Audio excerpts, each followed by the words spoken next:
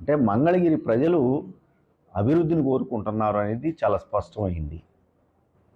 ముఖ్యమంత్రి జగన్మోహన్ రెడ్డి గారు 1200 కోట్ల రూపాయలు ప్రకటించిన తర్వాత కరోనా టైము, ఆ టైంలో ఆర్థికంగా రాష్ట్రం అంతా కూడా ఇబ్బందులు ఉన్నాయి.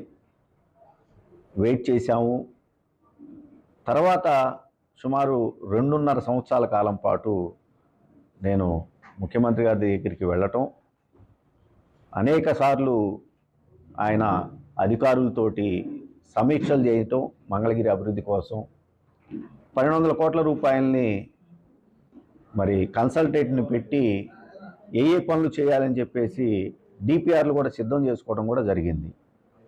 1200 కోట్ల రూపాయలు ఇవ్వలేములే, ఇబ్బందులుగా ఉన్నాయని చెప్పేసి దాన్ని 500 కోట్ల రూపాయలకి కుదించటం, 500 కోట్ల రూపాయలు మళ్ళా తిరిగి 350 కోట్ల రూపాయలు కుదించటం, మళ్ళా తిరిగి 350 కోట్లని 125 కోట్ల రూపాయలకు కేటాయించడం జరిగింది. అంటే చివరికి 1200 కోట్ల రూపాయల నుంచి 125 కోట్ల రూపాయలకి ఫైనల్ చేస్తూ మంగళగిరి నియోజకవర్గానికి అభివృద్ధి పనుల నిమిత్తం జీవో ఇచ్చి, తర్వాత అడ్మినిస్ట్రేటివ్ శాంక్షన్ కూడా ఇచ్చిన తర్వాత స్థానిక అధికారులతో కలిసి మేము టెండర్లకు వెళ్ళటం, మంగళగిరి నియోజకవర్గంలో స్థానికంగా ఉన్నటువంటి నేను కానీ ఇక్కడ పనిచేస్తున్నటువంటి అధికారులు ఎవరూ కూడా పైసా కూడా లంచం తీసుకోరు అని చెప్పి తెలిసినటువంటి కాంట్రాక్టర్లు టెండర్లు వేయటం.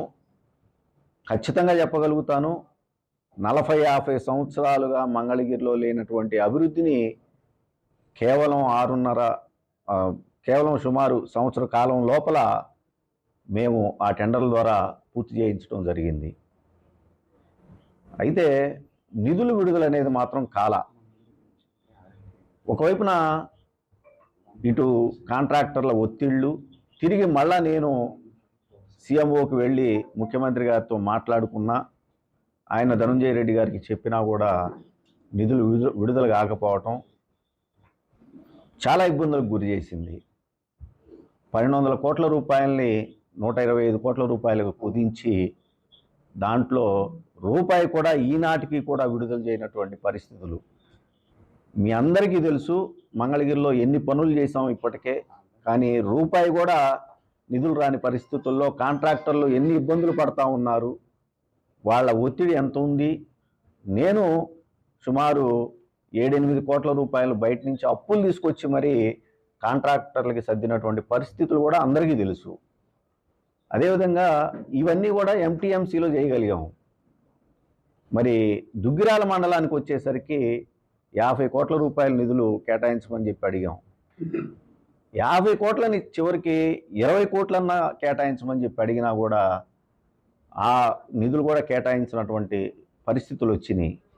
నా సొంత డబ్బులతోటి ఇటు ఎంటీఎంసీలో కానివ్వండి, అదేవిధంగా దుగ్గిరాల మండలంలో కానివ్వండి, ఎన్ని పనులు చేశామో మంగళగిరి నియోజకవర్గ ప్రజలకి, ఇక్కడ ఉన్నటువంటి అందరికీ తెలిసినటువంటి విషయమే. ఇంత జరిగినా కూడా ఇవాళకి కూడా బిల్లులు రానటువంటి పరిస్థితులు మరి ఉంటే ఏం చేయాలి? ఒకవైపున చూసాము 2019లో లోకేష్ అంతటి అతన్ని అభివృద్ధి చేయకపోతే ఓడించినటువంటి మంగళగిరి ప్రజలు మళ్ళీ తిరిగి వైఎస్ఆర్ కాంగ్రెస్ పార్టీకి పట్టం కట్టాలి అని అంటే మనం సంక్షేమంతో పాటు అభివృద్ధి కూడా చేయాల్సినటువంటి అవసరం చాలా ఉంది. ఆ అభివృద్ధికి మరి సహకరించకపోతే మళ్ళీ తిరిగి ఏ మొహం పెట్టుకొని మేము వెళ్ళి ఓట్లు అడగాలి మంగళగిరి ప్రజల్ని? చాలా బాధపడ్డాము, చాలా ఇబ్బందులు పడ్డాము. అందుకని నేను ఎవరిని నిందించాల్సినటువంటి అవసరం లేదు. ఇవాళ ఎవరి బాధలు వాళ్ళకున్నా, ఆర్థిక ఇబ్బందులు ఉన్నా కూడా వాళ్ళకి, నాకు ధనంజయ రెడ్డి గారు చాలా సార్లు మెసేజ్లు పెట్టారు, ఆరికే కొంచెం ఫైనాన్షియల్గా ఇబ్బందులు ఉన్నాయి, ఆ ఇబ్బందులు తొలగిపోగానే మంగళగిరికి డబ్బులు ఇస్తామని అన్నారు.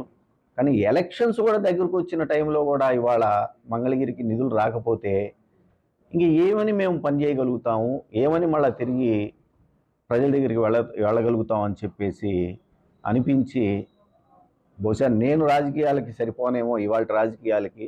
ఎందుకంటే సంక్షేమం, అభివృద్ధి ఈ రెండు కళ్ళు అని చెప్పుకునేటటువంటి ఏ ప్రభుత్వం అయినా కూడా సంక్షేమం అనే ఒక కంటిని వెలుగిచ్చి అభివృద్ధి అనే ఒక కంటికి వెలుగు లేకపోతే ఆ మనిషి పరిస్థితి ఎలా ఉంటుందో ఆ నియోజకవర్గ పరిస్థితి కూడా అలా ఉంటుంది అని చెప్పేసి భావించి ఆ రోజు నేను మంగళగిరి ప్రజల్ని మన్నించమని చెప్పి కోరుకుంటూ నేను రాజకీయం నుంచి ఆ రోజున మరి వైఎస్ఆర్ కాంగ్రెస్ పార్టీకి అదేవిధంగా నా శాసనసభ సభ్యత్వాన్ని కూడా నేను రాజీనామా చేయటం జరిగిందని చెప్పేసి ఈ సందర్భంగా తెలియజేసుకుంటాను.